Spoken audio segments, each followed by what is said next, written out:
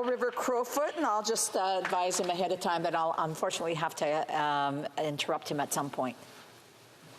Thank you very much, Madam Speaker. And as always, it is an honour to be able to stand in this place to debate the issues that are so important to Canadians. And specifically, since we're talking about an issue that deals with education, I'll get into the substance of this bill here in a moment. But just a shout out, I had the opportunity, a young lady from BC, her name is Abigail, had a chance to have a visit with her in the hallway prior to coming into this debate, and she informed me that she plans to be Canada's second female Prime Minister. So just a big shout out to Abigail, a very bright young lady in elementary school, and it just speaks to the incredible potential that exists across our country in its young people. Madam Speaker, we're talking about one of the fundamental issues that our country faces, and that is when it comes to the affordability of food. So there are three things that I hope to be able to address in the short time that I have here before us. And the first is that certainly when it comes to the idea of a school lunch program, the idea of this sort of thing, it sounds great. But, Madam Speaker, like so many things that get talked about in the nation's capital, studies, reports, and frameworks, in this case, don't feed kids.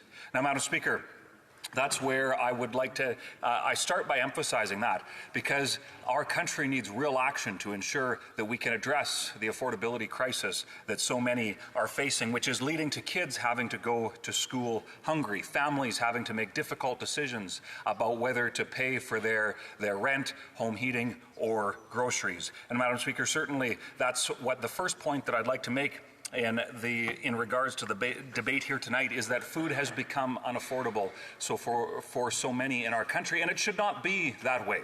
And let me emphasize how fundamentally advantaged Canada is when it comes to being a producer of high-quality food products. We have the space, the capacity, the expertise, and the experience to produce the world-class quality food that our people need here in our own country, but also around the world. And certainly it is a travesty that we are seeing approximately 2 million visits to food banks per month in our country when we have been blessed with such incredible capacity here at home. It is truly a tragedy, and we see how the underlying causes of that, the fact that we have to talk about some of the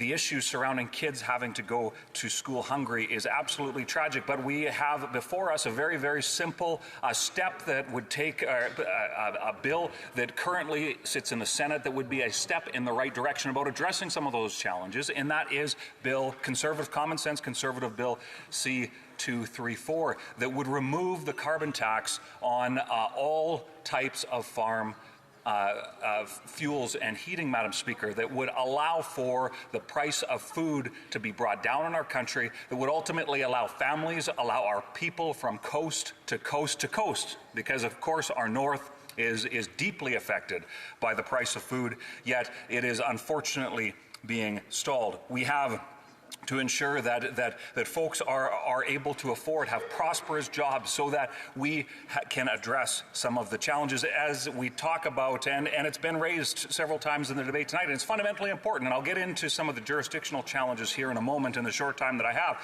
but we have to acknowledge how important it is to ensure that everything that our society functions well for. Civil society begins to deteriorate when people cannot afford food, and it is directly the actions of left-leaning ideologies that are forcing prices in this country to rise. And that truly, Madam Speaker, is a travesty. And as a farmer, fifth generation on my family's farm in Alberta's special areas, I was discouraged today by the fact that the Prime Minister did not offer support for farmers, but said he'll meet with them and tell them how they should or shouldn't do their business. And truly, it is that attitude that farmers don't need. They need to, left-leaning ideologies need to get out of the way and let our farmers grow, raise, and ensure that we have that high-quality food. Madam Speaker, the second point that I would make in the short time that I have here is that this bill is actually an admission of Liberal failure.